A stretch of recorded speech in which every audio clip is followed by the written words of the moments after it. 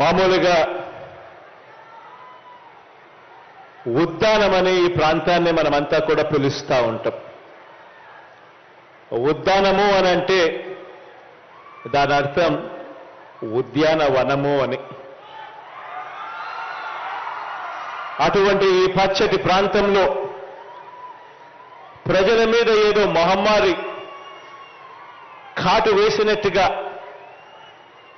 ఇక్కడ ప్రజలకు కిడ్నీలకు సంబంధించిన అనేక సమస్యలు, దానివల్ల అనేక కుటుంబాలు వాళ్ళ జీవితాలన్నీ కూడా అల్లకల్లోలం, ఇవన్నీ కూడా మన కళ్ళ ఎదుటనే కూడా కనిపిస్తా ఉన్న సత్యాలు. ఈ పరిస్థితిని నా పాదయాత్రలో నా కళ్ళారా కూడా చూడడం కూడా జరిగింది. ఈ ప్రాంతానికి నేను వచ్చినప్పుడు, నన్ను ఇక్కడ ప్రజలు కలిసినప్పుడు, వాళ్ళ గోడు చెప్పినప్పుడు వాళ్ళందరికీ కూడా నేను చెప్పిన మాట నాకు ఇవాళటికి కూడా గుర్తుంది. ఆ రోజు నేను అన్నాను, నేను చూశాను, నేను విన్నాను, నేను ఉన్నాను అని చెప్పి ఆ రోజు చెప్పడం జరిగింది. ఆ రోజు కూడా నాకు బాగా గుర్తుంది.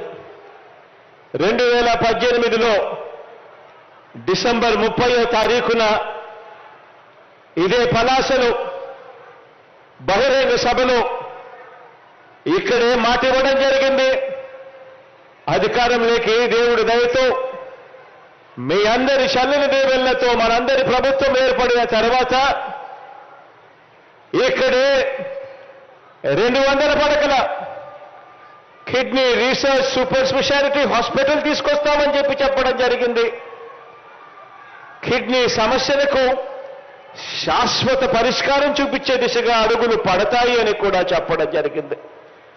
దేవుడి దయతో ఈ 2 కార్యక్రమాలను కూడా ఈరోజు పూర్తి చేసి మీ బిడ్డ మీ కళ్ళ ఎదురు నిలబడి ఉన్నాడు అని చెప్పడానికి గర్వపడతా ఉన్నా.